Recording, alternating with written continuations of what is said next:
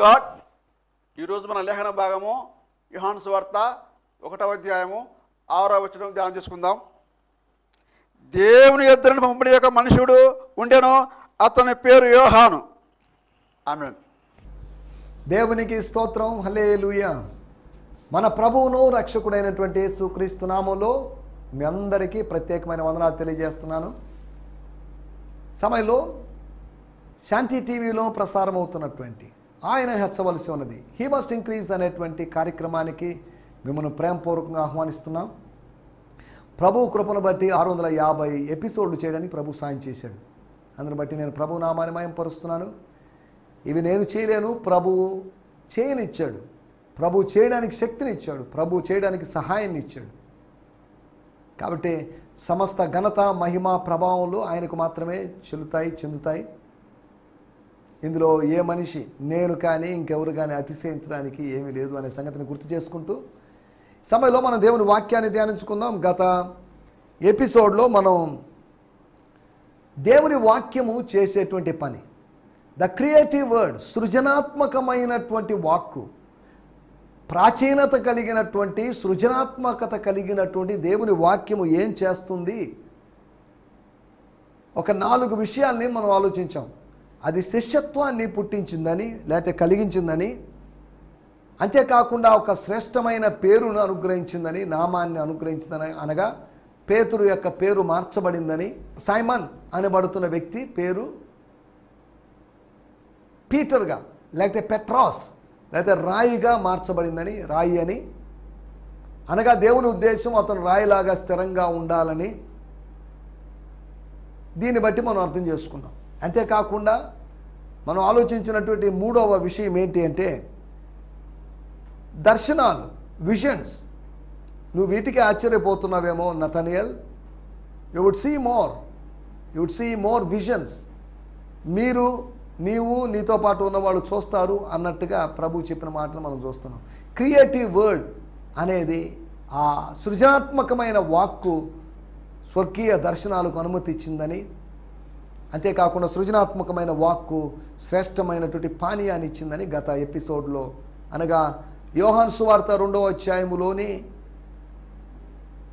ఆ నీళ్లు ద్రాక్షారసంగా మార్చబడిన అద్భుతం మరియమ్మ మాట వలన కాదు, విందు ప్రధాని మాట వలన కాదు, యేసు మాట వలన జరిగింది. యేసు ఏదో ఒకటి చెప్పకపోతే చేయకపోతే ఏం జరిగి ఉండేది కాదు. He has to do something, then something will happen. ఆయన ఏదో ఒకటి చెప్తే, ఏదో ఒకటి చేస్తే ఏదో జరుగుతుంది. గత ఎపిసోడ్లో మనం మాట్లాడుకున్న విషయాలు అవి. రండి మనం దేవుని వాక్యాన్ని ధ్యానించుకుందాం. యోహాను సువార్త 1వ అధ్యాయము 6వ వచనం. దేవుని యొద్ద నుండి పంపబడిన ఒక మనుషుడు ఉండెను, దేవుని యొద్ద నుంచి పంపబడిన ఒక మనుషుడు ఉన్నాడు, అతని పేరు యోహాను. Suddenly a man appeared who was sent from God, a messenger named John. ఎవరు ఊహించినటువంటి సమయంలో అకస్మాత్తుగా అనుకోకుండా ఒక మనిషి ప్రత్యక్షమయ్యాడు అంటే పంపబడ్డాడు. ఏలియా పంపబడినట్లుగా, మోషే పంపబడినట్లుగా, మోషే ఫరో దగ్గరికి పంపబడినట్లుగా, ఏలియా ఆహాబు దగ్గరికి పంపబడినట్లుగా ఈ మనిషి హేరోదు దగ్గరికి పంపబడ్డాడు అని కాదు, పంపబడ్డాడు. ఎక్కడెక్కడికి పంపబడ్డాడు అంటే అపోస్తులుడయ్యాడు. అపోస్తులుడైన టైటిల్ని బట్టి అతడు అతిశయించవచ్చు. అతిశయించడానికి కాదు, అధికారాలు, ఆత్మ సంబంధమైన అధికారాలు ఇచ్చింది. ఆత్మ సంబంధమైన పరిచర్య చేయడానికి అధికారాలు. ఏదైనా పాస్టర్ అయినా, స్పీకర్ అయినా, బిషప్ అయినా, రెవరెండ్ అయినా, ఎవరైనా కానీ పని చేయాల్సిందే. ప్రభు పని చేయాల్సిన వాళ్ళమే కానీ ఈ ప్రభు పని బట్టి నేను అంత చేశాను ఇంత చేశాను గర్వించాల్సిన వాళ్ళం కాదు.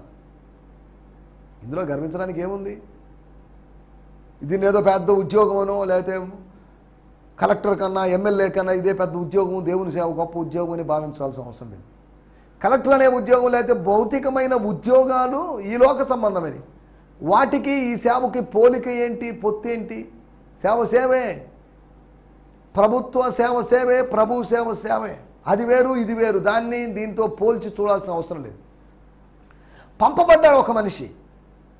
అనగా 400 సంవత్సరాల తర్వాత, ఒక విధంగా చెప్పాలంటే మలాకి పంపబడ్డాడు లాస్ట్. తర్వాత ఇంకెవరూ పంపబడలేదు. ఇంకా చెప్పాలంటే అన్యజనుల దగ్గరికి యోనా పంపబడ్డాడు. That is the last. లేదా ఫస్ట్. ఇంకెవరూ పంపలేదు. సరే, యోహాను పంపబడ్డాడు కదా, అన్యజనుల దగ్గరికి కాదు కదా, ఆత్మీయుల దగ్గరికి. యోహాను దగ్గరికి సుంకరులు వస్తున్నారు, లేకపోతే పరిసయ్యులు, శాస్త్రులు, లేకపోతే మత సంబంధమైన వారు, మతాతీతమైన వారు కూడా అరణ్యంలో వెళ్తున్నాడు. అరణ్యం అనేది ఆత్మీయులకు కాదు. అరణ్యం అనేది ఎవరికైనా. అరణ్యం అనేది కొద్దిమందికే. అరణ్యంలో అందరూ ఉండరు, అనేక మంది ఉండే అవకాశం లేదు. కానీ అరణ్యములో తను ఒక వాక్కును పొందుకొని ఆయన ముందుకు సాగినట్టుగా యోహాను గురించి మనం ఆలోచిస్తున్నాం. యోహాను పంపబడ్డాడు. He was sent by God. అనగా దాని అర్థం యోహానుతో దేవుడు చెప్పాడు, John, you go here and there, go here, go there, go there. దేవుడు చెప్తే వెళ్ళాడు. యోహాను గారిని అడిగితే అసలు ఎవరు నువ్వు ఎవరివి అంటే, నేను పంపబడ్డాను అని కూడా చెప్పలేదు ఆయన. చెప్పొచ్చు, నేను పంపబడ్డవాడిని అని చెప్పొచ్చు. ఎవరు పంపించారు? దేవుడు పంపించడం ఏంటయ్యా బాబు? లేదంటే మీరందరూ ఆరాధించేటప్పుడు యెహోవా దేవుడు పంపించాడు, మా నాన్న దేవాలయంలో సేవ చేస్తున్నాడు కదా, ఆ దేవుడు మనల్ని పంపించాడని చెప్తే వాళ్ళకి అర్థమయ్యేది కాదు. మీరు అడగాల్సిన అడగండి. నేను ఒకటి మాత్రం వాస్తవం, నేను ఆయన్ను కాదు. I'm not Messiah. ఘనత, మహిమ, ప్రభావం నాకు ఆరోపించొద్దు. నాకు ప్రాధాన్యత వద్దు, నన్ను పట్టించుకోవద్దు. Let me do my ministry, do your own job. మీ పని మీరు చూసుకోండి, నా పని నేను చేసుకుంటాను. ఎందుకు అనవసరమైన జోక్యాలు అన్నట్టుగా యోహాను మాట్లాడినట్టుగా మనం అర్థం చేసుకుంటాం. దేవునికి స్తోత్రం. హల్లెలూయా. యోహాను పంపబడ్డాడు. యోహాను ఒక మనుష్యుడు, దేవదూత కాదు. ఆయన పంపబడ్డాడు, మనుషుల మధ్యలోకి పంపించబడ్డాడు. యోహాను పంపబడినటువంటి 5 స్థలాల గురించి మీకు జ్ఞాపకం చేస్తాను. యోహాను, he was sent to different places, 5 different places. వాటి గురించే నేను మీకు జ్ఞాపకం చేయాలని ఆశిస్తున్నాను. దేవునికి స్తోత్రం. హల్లెలూయా. మొట్టమొదటి విషయము లూకా సువార్త 1వ అధ్యాయం 57వ వచనంలో మనం గమనిస్తే, ప్రసవకాలం వచ్చినప్పుడు ఎలిజబెతు కుమారుని కనెను. కుమారుని కనింది. అతనికి ఎలిజబెత్ కుమారుని కనింది. చాలా కాలం తర్వాత గొడ్రాలని ముద్ర వేశారు, ఇక పిల్లలు పుట్టే అవకాశం లేదు అని మైండ్లో ఫిక్స్ అయిపోయారు. కానీ దేవుడు అద్భుతం చేశాడు. మైండ్లో నువ్వు రకరకాల విషయాలతో ఫిక్స్ అయిపోయి ఉండొచ్చేమో, కానీ ఆ ఫిక్స్ పోయిన వాటిని కూడా తీసివేసి కొత్త కార్యాలను దేవుడు పెట్టగలడు. ఎలిజబెత్కు జరిగిన విషయం అక్కడ రాయబడింది 57వ వచనంలో మనం చూస్తున్నాం. When Elizabeth's pregnancy was full term, she gave birth to a son. అనగా యోహానుకు జన్మనిచ్చింది. యోహాను పేరు పెట్టారు. యోహానుకు జన్మనిచ్చింది. దేవుని స్తోత్రం. బానే ఉంది. 80వ వచనం. శిశువు ఎదిగి ఆత్మయందు బలము పొంది ఇశ్రాయేలునకు ప్రత్యక్షమగు దినము వరకు అరణ్యములో నుండెను. ఆయన అరణ్యములో ఉండెను. Afterward their son grew up and strengthened by Holy Spirit. He grew in his love for God. John chose to live in the lonely wilderness until the day of his public appearance to Israel. మొట్టమొదటి విషయం, ఇంటిలోకి పంపబడ్డాడు. ఇంటి నుంచి ఆయన అరణ్యానికి పంపబడ్డాడు. He was sent from house to wilderness. ఏ తల్లి కూడా తన బిడ్డను అరణ్యంలో వదిలిపెట్టదు. కానీ యోహాను అరణ్యములో ఉన్నాడట. ఎదిగి ఇశ్రాయేలుకు ప్రత్యక్షమయ్యేంత వరకు అరణ్యములో ఉన్నాడని రాయబడింది.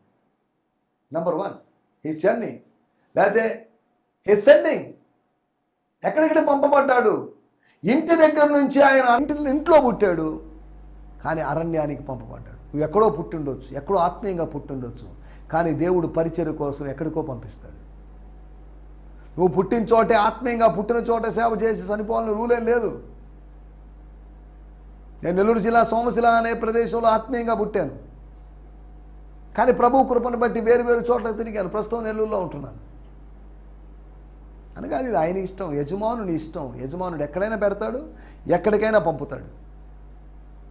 యజమానుడికి ఇలా చేయండి ఇలా చేయండి అని సలహాలు సూచనలు ఇవ్వడానికి మనం ఎవరివి? పరమ యజమానుడికి, కోత యజమానుడికి సలహాలు సూచనలు ఇవ్వడానికి నువ్వు నేను ఎవరివి? ఒకటి, ఆయన ఇంటి దగ్గర నుంచి అరణ్యానికి పంపబడ్డాడు. దేవునికి స్తోత్రం, హల్లెలూయా. ఎంతకాలం ఉన్నాడో మనకు తెలియదు. 30 సంవత్సరాలు ఉన్నాడో, 29 సంవత్సరాలు ఉన్నాడో, లేకపోతే ఎంతకాలం ఉన్నాడో మనకు తెలియదు. కానీ అరణ్యంలో ఉన్నాడు, పంపబడ్డాడు. దేవునికి స్తోత్రం. రెండో విషయాన్ని నేను మీకు జ్ఞాపకం చేస్తాను. ఆయన అక్కడి నుంచి ఎక్కడికి పంపబడ్డాడు? యోహాను సువార్త 1వ అధ్యాయం 28వ వచనం. యోహాను బాప్తిసం ఇచ్చుచున్న యోర్దాను నదికి అవతలున్న బెతనియలో ఈ సంగతులు జరిగాను. ఏంటి? ఒకటి, ఇంటి దగ్గర నుంచి అరణ్యానికి పంపబడ్డాడు. తర్వాత ఆయన పంపబడ్డాడు. ఎక్కడికి పంపబడ్డాడు? నది దగ్గరికి వచ్చాడు. యోర్దాను నది దగ్గరికి వచ్చాడు. అనగా యోర్దాను నది దగ్గరికి ఎందుకు వచ్చాడు? బాప్తిసం ఇవ్వడానికి వచ్చాడు. బాప్తిసం ఎందుకు ఇచ్చాడు? ఎందుకు ఇచ్చాడంటే 31వ వచనం, నేను ఆయన ఎరగనైతిని కానీ ఆయన ఇశ్రాయేలుకు ప్రత్యక్షమగుటకు. అసలు నువ్వు ఎందుకు బాప్తిసం ఇస్తున్నావు అని అడిగినప్పుడు ఈ స్ట్రైట్ ఆన్సర్ చెప్పలేదు. అప్పుడు మొట్టమొదటి మాట, ఆయన ఇంటి దగ్గర నుంచి అరణ్యానికి పంపబడ్డాడు. రెండోది, అరణ్యము నుంచి నది దగ్గరికి పంపబడ్డాడు. అరణ్యం కాదు అక్కడ ఆయన పరిచయం చేయాల్సిన చోటు. అరణ్యం కాదు ఇశ్రాయేలు ప్రజల యొక్క గమ్యస్థానం. అరణ్యం నుంచి ఎక్కడికి రావాలి? నది దగ్గరికి వచ్చాడు. అంతఃపురం దగ్గర నుంచి ఏలియా ఎక్కడికి వెళ్ళాలి? అంతఃపురంలో తనను గుర్తించిన వారి దృష్టిలో పడకుండా తాను ఎక్కడో దాక్కోవడానికి సురక్షితమైన స్థానంలో ఎక్కడికి వెళ్ళాలి? ఆయన ఎక్కడికి వెళ్ళాడు? యోర్దానుకు తూర్పు వైపు నుండి కేరీతు వాగు దగ్గర ఉన్నాడు. సరే, ఇప్పుడు ఏలియాను గురించి చెప్పుకోవడం కాదు. ఏలియా ఆత్మ కలిగిన వాడు కనుక, యోహాను కనుక ఈ మాట చెప్పుకోవాల్సి వచ్చింది. అంతవరకు. రెండో విషయం, ఆయన నది దగ్గరకు వచ్చాడు. యోర్దాను నదికి ఆవలో ఉన్న బేతనీయలో ఈ సంగతులు జరిగాను. బేతనీయ గురించి చెప్పినప్పుడు నేను ఇంతకుముందు కూడా చెప్పి ఉంటాను. 2 బేతనీయలు ఉన్నాయి. యోర్దానుకు యువతల ఉన్న బేతనీయ ఒకటి ఉంది, యోర్దానుకు అవతల ఉన్న బేతనీయ ఉంది. ఇప్పుడు యోర్దానుకు అవతల ఉన్నటువంటి బేతనీయలో జరిగిన సంఘటనలు అంటే ఈ శిష్యుల ఎంపిక, లేకపోతే శిష్యుల ఎంపిక కాదులేండి, నువ్వెవరివి అని కనుక్కోవడం, లేకపోతే అరణ్యంలో కేకలేయడం, ఇవన్నీ జరిగాయి. తర్వాత యేసు ప్రభు ఈ బేతనీయకే యోహాను పరిమితమై ఉండొచ్చు, కానీ యేసు ప్రభు ఆ బేతనీయలోనూ ఈ 2 బేతనీయలలో ఉన్నాడు. 2 బేతనీయల మధ్యలో పరిచయం చేశాడు. యేసు ప్రభు 2 బేతనీయల మధ్యలో మాత్రమే పరిచయం చేశాడని కాదు అర్థం. ఇది బేతనీయ కాదని యోహాను సువార్త 1వ అధ్యాయం 28వ వచనం, అది బేత్బారా అనేటువంటి స్థలం, పడవల ఇల్లు అని చెప్పబడినటువంటి స్థలము అని అయిండొచ్చని బైబిల్ పండితులు అన్నారు. దాని గురించి విభేదించే వాళ్ళు కూడా ఉన్నారు. మనం ఇప్పుడు దానిలోకి వెళ్ళలేదు. ఏదేమైనప్పటికీ 2వ ప్రయాణం ఎక్కడికి అంటే అరణ్యము నుంచి నది దగ్గరికి. ఇంటి దగ్గర నుంచి అరణ్యం దగ్గరికి వచ్చాడు, అరణ్యం దగ్గర నుంచి నది దగ్గరికి వచ్చాడు. నిన్ను కూడా దేవుని ఆత్మ ఎక్కడెక్కడికో తీసుకొని పోతాడు. ఈ ఊరు నుంచి ఆ ఊరి దగ్గరికి, ఆ ఊరు నుంచి ఈ ఊరి దగ్గరికి, ఈ ఇంటి నుంచి ఆ ఇంటి దగ్గరికి నిన్ను ఎక్కడికెక్కడికో తీసుకొని పోతున్నాడు. గాలి తనకి ఇష్టం వచ్చిన చోటికి వీచును. ఆత్మ చేత నింపబడిన వాడు, లేకపోతే ఆత్మ వలన జన్మించిన వాడు కూడా అలాగే ఉంటాడు. ఇప్పుడు ఇక్కడ ఉంటాడు, కాసేపటికి ఎక్కడ ఉంటాడో మరి తెలియదు. నేడు ఇక్కడ, రేపు ఎక్కడో ఎరుగని పయనం అని భక్తుడు పాడతాడు. అవును, వాస్తవమే. నేడు ఈ ఛానల్లో ఉన్నాం, తర్వాత ప్రజల ముందు, తర్వాత ఇంకెక్కడ కనిపిస్తామో మనకు తెలియదు, తర్వాత అదృశ్యం అయిపోతాం. ఒక విచిత్రమైన ప్రయాణం మంది. దేవుని స్తోత్రం. చూడండి, అరణ్యంలో ఉన్న మనుషుడు అరణ్యంలోనే ఉండిపోకుండా నది దగ్గరికి వచ్చాడు. కారణం ఏంటంటే అరణ్యములో ఉన్నదానికన్నా ప్రజలు ఎక్కువగా నది దగ్గర ఉన్నారు. నది దగ్గరికి పంపబడ్డాడు.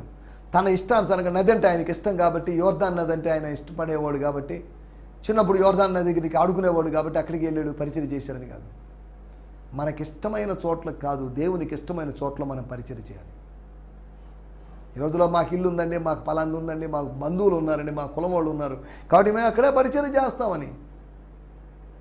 ఈయన యోహాను పరిచయం చేయాల్సింది దేవాలయం దగ్గర పరిచయం చేయాలి, కానీ దేవాలయం దగ్గర పరిచయం చేయలేదు. మా నాన్న పాస్టర్ అండి, కానీ నేను అక్కడ పరిచర్య చేస్తానని యోహాను చేయలేదు.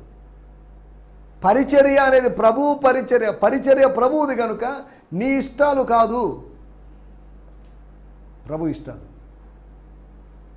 ప్రభు ఇష్ట ప్రకారం జరుగుతుంది. సరే, దేవుని స్తోత్రం. మూడో విషయాన్ని నేను మీకు జ్ఞాపకం చేస్తాను.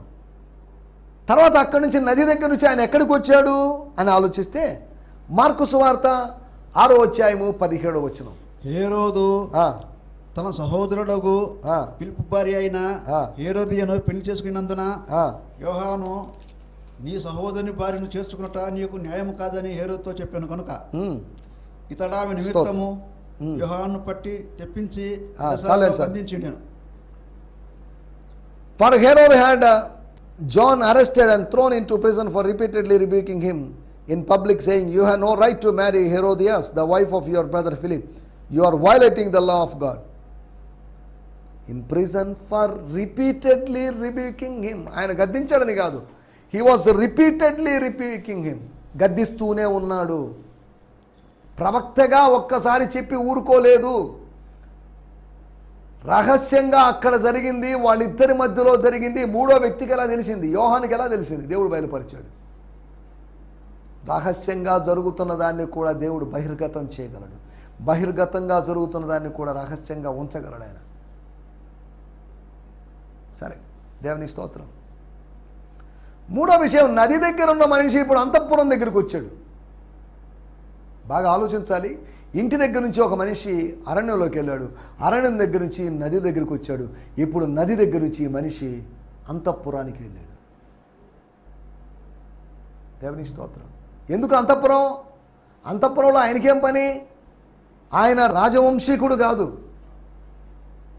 లేవీ గోత్రికుడు, అతను యూదా గోత్రికుడు కాదు, లేకపోతే రోమా సంబంధించిన వ్యక్తి కాదు. కానీ ఎందుకు వెళ్ళినట్టు? ఆయన వెళ్ళలేదు, దేవుడు పంపించాడు.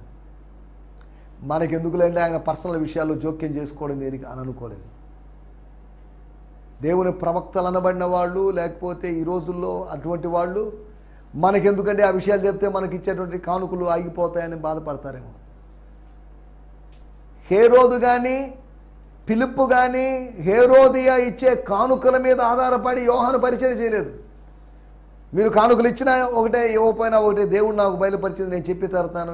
మీ వ్యవహారం, మీ మధ్యలో ఉన్నటువంటి ఈ వ్యవహారం స్వర్గానికి నచ్చడం లేదు, పరలోకానికి నచ్చడం లేదు, ప్రభువుకు నచ్చడం లేదు, అందుకే నేను చెప్తున్నాను చెప్పాడు.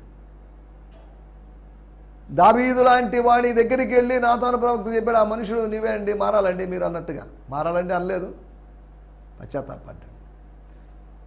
నాతాను ప్రవక్త ఎలా చెప్పాడు, ఏలియా ప్రవక్త ఎలా చెప్పాడు, యోహాను భక్తుడిలా చెప్పి సమస్యలో చిక్కున్నాడు. అలా చెప్పి భగవంతుని మాటను చెప్పి భద్రతారాహిత్యంలోకి వెళ్ళిపోయాడు. ప్రభు మాట చెప్పి ప్రమాదంలో పడిపోయిన వ్యక్తి అతను. చెప్పకుండా ఉంటే, ఖండించకుండా ఉంటే, ఒక్కసారి ఖండించి ఊరుకొనింటే సమస్య లేదు. He was continuously rebuking him, he was repeatedly rebuking him. That is the problem. దేవునికి స్తోత్రం. మనం ఆలోచిస్తున్న విషయాలు, యోహాను పంపబడ్డాం. A man sent from God, suddenly a man sent from God. ఒకటి, అతని ఇంటి దగ్గర నుంచి అరణ్యానికి పంపబడ్డాడు. రెండోది, అరణ్యము నుంచి నది దగ్గర పంపబడ్డాడు. మూడోది, ఆయన నది దగ్గర నుంచి, యోర్దాను నది దగ్గర నుంచి ఆయన అంతఃపురానికి పంపబడ్డాడు. అంతఃపురంలోని సెటిల్ కాలేదు. ఇటువంటి అపవిత్రత జరుగుతున్నటువంటి, అది అంతఃపురం కాదు, అది అపవిత్రపురం. అది అంతఃపురం అనుకుంటున్నారేమో, అది అపవిత్ర పురాలు. ఈ రోజుల్లో కూడా అంతఃపురాలు అనబడినవి అపవిత్ర పురాలుగా ఉన్నాయి. ఈ అంతఃపురం దగ్గర నుంచి ఆయన ఎక్కడికి వచ్చాడని మనం కొద్దిగా ఆలోచిస్తే మార్కు సువార్త 6వ అధ్యాయము 18వ వచనం. స్తోత్రం.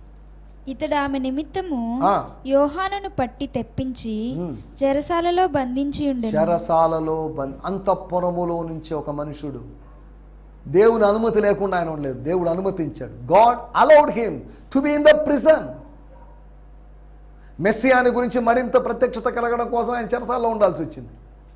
తాను ప్రకటించిన వాక్యం నిమిత్తమై శ్రమను అనుభవించాల్సి వచ్చింది.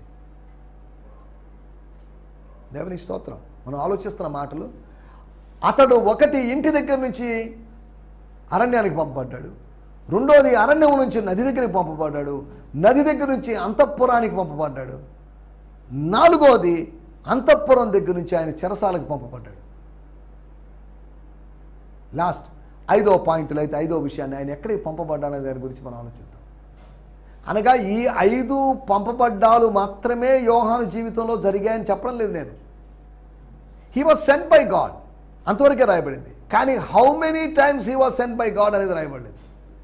ఎన్నిసార్లు పంపబడ్డాడు, ఎక్కడెక్కడికి పంపబడ్డాడు అని చెప్పబడలేదు. పంపబడుతూనే ఉన్నాడు. దైవజనులు పంపబడుతూనే ఉండాలి, కొత్త గ్రామాలకు పంపబడుతూనే ఉండాలి, కొత్త ప్రాంతాలకు పంపబడుతూ ఉండాలి, కొత్త కాలనీలకు పంపబడుతూ ఉండాలి, కొత్త వ్యక్తుల దగ్గరికి పంపబడుతూ ఉండాలి. దేవుని స్తోత్రం. హల్లెలూయా. మనం ఆలోచిస్తున్నటువంటి విషయం, లాస్ట్ విషయం, మార్కు సువార్త 6వ అధ్యాయము 29వ వచనం. యోహాను శిష్యులు ఈ సంగతి విని వచ్చి శవమును ఎత్తుకొని పోయి సమాధిలో ఉంచిరి. శవాన్ని ఎత్తుకొని పోయారు. ఎవరి శవం? యోహాను శవం. ఎందుకు ఎత్తుకొని పోయారు? ఏమైంది? శిరస్సు శరీరము వేరైపోయి, ఆ దేహం రెండుగా అయిపోయి, శిరస్సు ఏమో వెండి పల్లెంలో ఉంది, దేహమేమో వెంబడించే శిష్యుల దగ్గర ఉంది. 6వ అధ్యాయము 29. When John's followers heard what had happened, they came and removed his body and laid it in a tomb. Last journey, last సారి పంపబడ్డాడు. విగత జీవుడుగా, నిర్జీవుడుగా మారిన తర్వాత ఆయన పంపబడ్డాడు, సమాధి దగ్గరికి పంపబడ్డాడు. ఆదాం, నువ్వు మన్నే కనుక ఏ నేల నుండి తీయబడతావో ఆ నేలలోకి వెళ్తావు. మానవుడా, నువ్వు మట్టిలోంచి తీయబడ్డావు, మట్టిలోకి వెళ్తావు. సంపాదించవచ్చు విస్తారమైన బంగారు వెండి, కానీ నిన్ను వెండిలోనో బంగారులోనో భూస్థాపన చేయరు. ఎంత సంపన్నుడు అయినా కానీ నిన్ను మట్టిలోనే భూస్థాపన చేసేది. మనం ఇక్కడ ఆలోచిస్తున్న విషయాలు. 5వసారి ఆయన పంపబడ్డాడు. ఎక్కడి నుంచి పంపబడ్డాడంటే చెరసాల నుంచి సమాధికి పంపబడ్డాడు. That is the end of his life. మనం ఆలోచిస్తున్న మాటలు. 5 సార్లు యోహాను పంపబడ్డాడు. యోహాను అనేటువంటి ఒక మనుషుడు ఉన్నాడు. వాళ్ళ నాన్న పంపబడ్డాడని రాయబడలేదు, వాళ్ళ అమ్మ పంపబడ్డాడని రాయబడలేదు, అతడు ఒక్కడే పంపబడ్డాడు. ప్రార్థించే తల్లి, పరిచర్య చేసే తండ్రి, పంపబడిన కుమారుడు, ఇది వాళ్ళ కుటుంబం. ఎంత అద్భుతమైన కుటుంబం చూడండి. మరలా మీకు జ్ఞాపకం చేస్తాను. ప్రార్థించే తల్లి, దేవునికి స్తోత్రం, ఎలిజబెత్. 2 పరిచర్య చేసేటువంటి తండ్రి జకర్యా, బాగానే ఉంది. 3వది పంపబడినటువంటి యోహాను. ఒక కుటుంబంలో 3 సభ్యులు ఉంటే 3 కూడా ప్రత్యక్షంగానో పరోక్షంగానో సేవలో భాగస్థులుగా ఉన్నారు. మన కుటుంబ సభ్యులు ఎక్కడ ఉన్నారు, ఎలా ఉన్నారు? కొన్ని కుటుంబాల్లో తండ్రి వస్తే తల్లి రాదు, తల్లి వస్తే తండ్రి రాదు, తల్లిదండ్రులు వస్తే బిడ్డలు రారు, బిడ్డలు వస్తే తల్లిదండ్రులు రారు. కొన్ని కుటుంబాల్లో డ్యూటీలుగా దేవుని మందిరానికి వస్తారు. పోయిన వారం మా ఆడవాళ్ళు వచ్చారు సార్, అందుకని ఈ వారం నేను వచ్చాను, వచ్చే వారం వాళ్ళు వస్తారని నేను రానులేండి. సో ఇంటికి కాపలా ఉండాలి అన్నట్టుగా వ్యవహరిస్తున్న వాళ్ళు. మన ఇల్లు ఎవరు ఎత్తుకోబోరు, కానీ ఎందుకో మరి ఇల్లు ఎవరు ఎత్తుకొని పోతారు అన్నట్టు ఇంటికి కాపలాగా మనం ఉంటున్నాం. దేవుని మందిరంలో కావలి వారిగా ఉండం, కానీ మనము దేవుడు మనకి ఇచ్చినట్టు ఇంటికి కావలి కుక్కలాగా ఉంటున్నాం. అది విచారకరమైన విషయం. దేవుని మందిరంలో కావలివాడిగా ఉండడం లేదు, కానీ దేవుడు మనకిచ్చిన ఇంట్లో కావలి కుక్కలాగా ఉండడం విచారకరమైన విషయం. దేవుని స్తోత్రం. నా మాటలు ముగిచ్చేస్తున్నాను. 5 విషయాలు మీకు జ్ఞాపకం చేశాను. 5 విధాలుగా యోహాను పంపబడ్డాడు. 5 చోట్లకి యోహాను పంపబడ్డాడు. 1, నంబర్ 1, ఆయన ఇంటి దగ్గర నుంచి అరణ్యానికి పంపబడ్డాడు. 2వది, అరణ్యం దగ్గర నుంచి ఆయన నది దగ్గరికి పంపబడ్డాడు. 3వది, ఆయన నది దగ్గర నుంచి అంతఃపురానికి పంపబడ్డాడు. వార్నింగ్స్తో, హెచ్చరికలతో పంపబడ్డాడు. తనను తాను హెచ్చరించుకోవడానికి కాదు, తప్పు చేస్తున్న వాడిని హెచ్చరించడానికి. తర్వాత 4వదిగా ఆయన అంతఃపురం దగ్గర నుంచి చెరసాలకు పంపబడ్డాడు. 5వ జర్నీ, చెరసాల నుంచి సమాధి దగ్గరికి పంపబడ్డాడు. నువ్వు కూడా ఈ దినాలు ఎక్కడే పంపబడుతున్నావు? ఇంటి దగ్గర నుంచి ఆఫీస్, ఆఫీస్ దగ్గర నుంచి ఇల్లు, ఇంతేనా? లేదా పరిచర్య స్థలం నుంచి ఇంటికి, ఇంటి దగ్గర నుంచి పరిచర్య స్థలం దగ్గరికి ఎక్కడికి వెళ్తున్నావు? లేదు, చాలామంది ఎక్కడే పంపబడుతున్నారంటే వాళ్ళని వాళ్ళే పంపించుకుంటున్నారు. బంధువుల ఇంటికి, అక్కోళ్ళ ఇంటికి, వదినోళ్ళ ఇంటికి, అన్నోళ్ళ ఇంటికి, బామర్ది ఇంటికి. ఈ కొంతమంది ప్రయాణాలు ఎక్కడే పంపబడుతున్నావు? To where you have been sent. ఎక్కడే పంపబడుతున్నావు? యోహాను పంపబడ్డాడు, దేవునికి స్తోత్రం. మనం కూడా పంపబడబోతాం, మనల్ని దేవుడు పంపిస్తాడు. God want to send his people. నా కోసం ఎవరున్నారు? నా నిమిత్తం ఎవరున్నారు? నా నిమిత్తం ఎవరు పోతారు? ఎస్ అని ఐజయా చేయెత్తాడు. బహుశా యెషయా ప్రవక్తకు వచ్చిన సిచ్యువేషన్ యోహానుకు వచ్చింది అనుకుందాం. నా నిమిత్తం ఎవరు పోతారని, నేనున్నాను ప్రభా, నన్ను పంపించు. నువ్వు అరణ్యాన్ని పంపిస్తావో, నువ్వు నది దగ్గరికి పంపిస్తావో, అంతఃపురాల దగ్గరికి పంపిస్తావో, చెరసాల దగ్గరికి పంపిస్తావో, సమాధి దగ్గరికి పంపిస్తావో, ఎనీవేర్ ఐఎమ్ రెడీ. ఏ జిల్లా అయినా, ఏ రాష్ట్రమైనా, ఏ దేశమైనా పంపబడినప్పుడు వెళ్ళడానికి సిద్ధంగా ఉండాలి. ప్రార్థన చేసుకుందాం. దయచేసి తల్లోంచండి, ఇచ్చిన ప్రార్థన చేసుకుందాం. పరిశుద్ధుడైన మా దేవా, మీకు వందనాలు. యోహాను పంపబడినటువంటి అనుభవాలు, యోహాను ఎక్కడెక్కడికి పంపబడ్డాడు అనేటువంటి విషయాలు మీరు మాకు తెలియజేశారు. మేము కూడా పంపబడాలి. ఈ మాటలు వింటున్న అనేకులను అక్కడికి ఎక్కడికి మీరు పంపించండి, సాక్షులుగా పంపించండి, సువార్థికులుగా పంపించమని అడుగుకుంటున్నాం. ప్రభువా, మీకు వందనాలు. మీరు మాకు వినిపించిన మాటల కొరకే మీకు వందనం చేస్తూ, మీ చేత పంపబడి ముందుకు సాగి మీ నామాన్ని మహింపరిచేవారుగా ఉండగలడు సాయం చేయమని సకల ఘనత, మహిమా, ప్రభావాలు మీకు ఆరోపిస్తూ యేసుక్రీస్తు నామములోనే ప్రార్థించగలుగుతున్నాం తండ్రి. ఆమేన్. దేవుని స్తోత్రం. మీ అందరికీ వందనాలు. ప్రభు మిమ్మల్ని దీవించునుగాక. ప్రభు చిత్తమైతే రేపటి ఉదయకాలపు ఎపిసోడ్లో కలుసుకుందాం. ఈ సందేశము మీకు ఆశీర్వాదకరంగా ఉందని నమ్ముచున్నాము. ప్రార్థన అవసరతల కొరకు మమ్మల్ని సంప్రదించవలసిన మా చిరునామా గిద్యోన్ మిషన్ చర్చ్, 6వ వీధి, శాంతినగర్, నెల్లూరు 4, ఆంధ్రప్రదేశ్. పిన్ 524004. మా ఫోన్ నంబర్లు 7036443613 మరి ఒక నంబర్ 9392293010. మా ఈమెయిల్ ఐడి gfihmi2015@gmail.com. దేవుడు మిమ్మును ఆశీర్వదించునుగాక. ఆమేన్.